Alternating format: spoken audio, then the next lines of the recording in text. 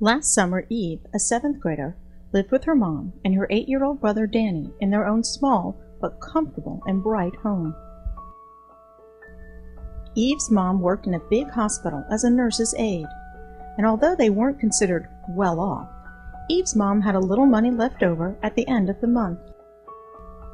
Sometimes she was able to buy Eve a new outfit to replace the clothes she was quickly growing out of, or to treat Danny to a new toy. By late fall, all that had changed. The hospital where Eve's mom worked was bought by another bigger hospital. The bigger hospital brought in many new employees, and Eve's mom lost her job. She looked and looked for another job, but couldn't find one.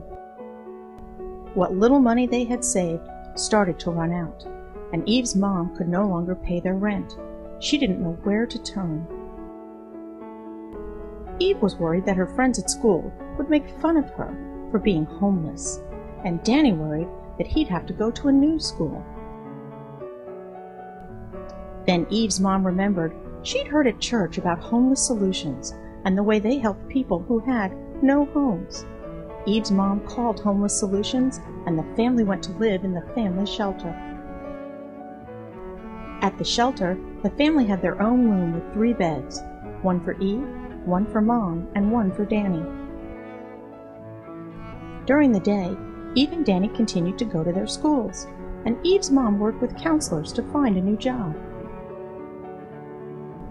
In the evening, the family ate together in a big room with other families that didn't have homes. On many nights, the volunteers came to the shelter. They taught Eve's mom things she needed to know to get a better job. They helped Eve with her homework and did arts and crafts with Danny. Even though the shelter was clean and the people were nice, Eve still longed for her own home. Before too long, Eve's mom found a new, better job at a doctor's office. Pretty soon the family had saved enough money to move to their own comfortable, bright home again.